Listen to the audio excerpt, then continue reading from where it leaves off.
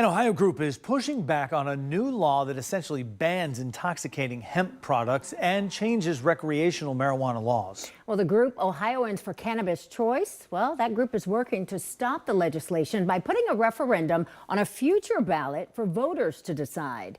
10 TV political reporter Doug Petcash went to one Columbus business that will be affected by all of this. Pilot Canning here in Columbus produces all kinds of different beverages, including THC-infused drinks. They support the effort to stop Senate Bill 56 from becoming law and are watching all the developments closely.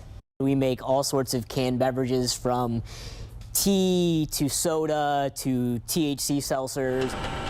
Michael Capace started Pilot Canning in June of 2024, producing and canning beverages for businesses in state and out of state. He says THC beverages make up about 15% of his business, and he's always supported regulating the drinks. We were totally on board with the idea of having milligram caps and preventing children and such from getting these beverages. He believes Senate Bill 56 goes too far.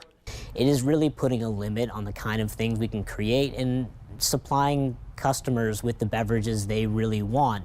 Governor DeWine signed Senate Bill 56 on December 19th. It effectively bans intoxicating hemp products from being sold at places other than dispensaries.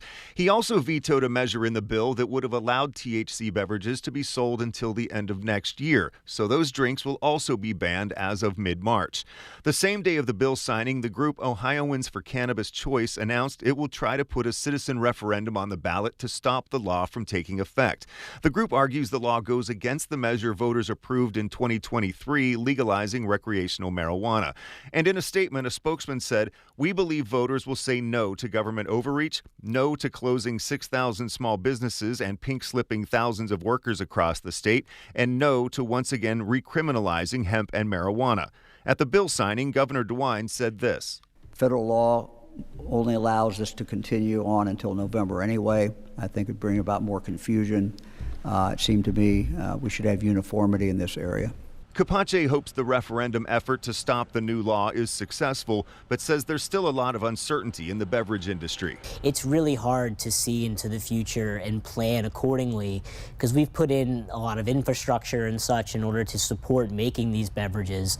Late this afternoon, Ohioans for Cannabis Choice announced they submitted their initial petition to the Secretary of State and Attorney General. If that gets approved, they'll then have until mid-March to collect 250,000 valid voter signatures in hopes of getting this on the ballot in November.